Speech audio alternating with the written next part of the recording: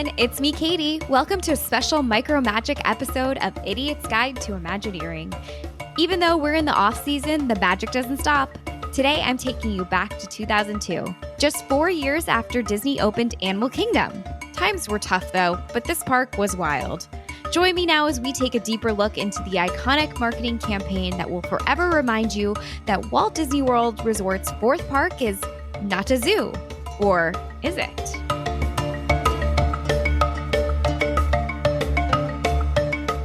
All right, let's jump in. It's 2002 and our beloved animal-themed Disney park was just entering its fourth year of existence.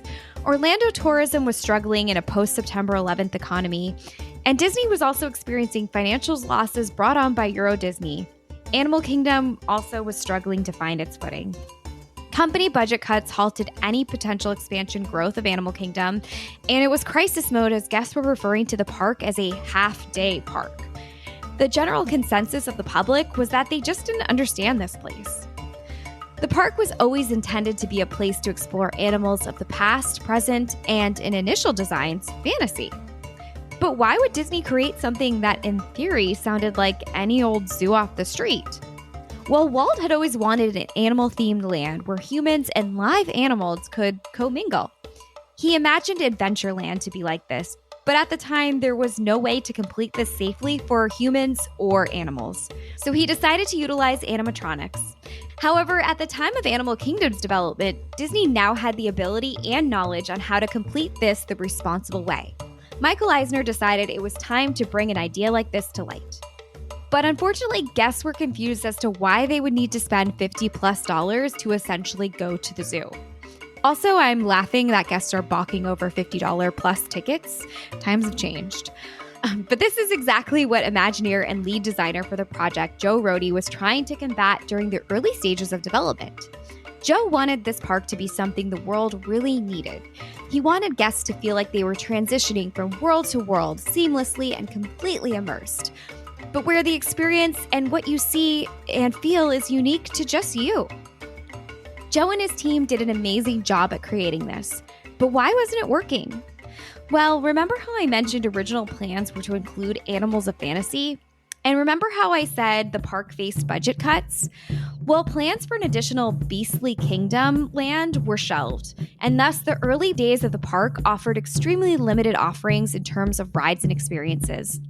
Despite Animal Kingdom being the largest geographical park and resort property, guests felt like it left a lot to be desired in comparison to the other three, and ultimately it was just a zoo. Their words, not mine. So all of this leads us back to 2002, where Disney decided they needed to find a unique way to market this unique theme park. Their internal marketing agency, Yellow Shoes, went to work.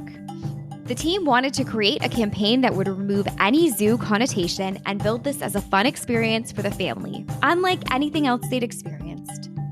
They wanted to go back to the idea Joe Rohde had when initially developing the park. And with that, they created Nahtazu. Get it?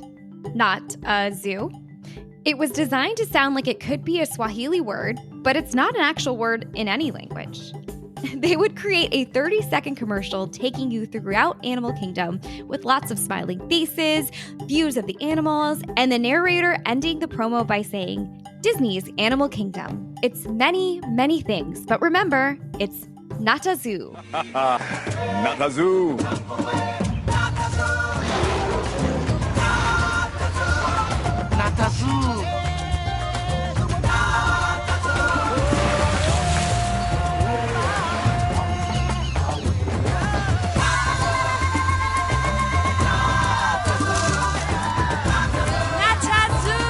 Disney's Animal Kingdom, it's many, many things, but remember it's Nahtazu! The phrase wasn't initially obvious. I can attest to this from the old blogs I found from this time period of Disney fans discussing what this actually meant, and trust me, there's actually a lot of them. But that was the point. It created enough talk and explanation of what the park was. It would become Animal Kingdom's slogan in a sense.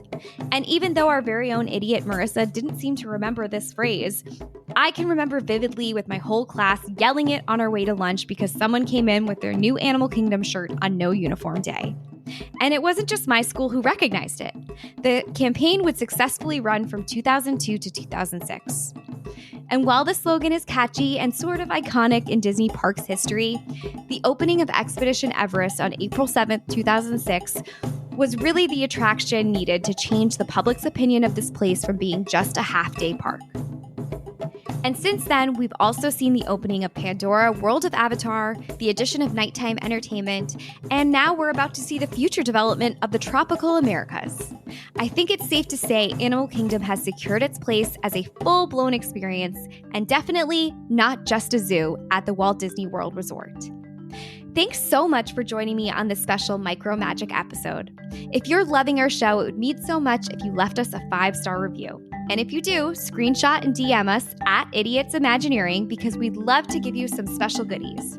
You can also find us on Twitter and now YouTube with @IdiotsImagineer. We will definitely be dropping more Micro Magics throughout the off-season, so make sure you're following and subscribe so you never miss a show. And remember, if you can dream it, you can make a podcast about it. Bye.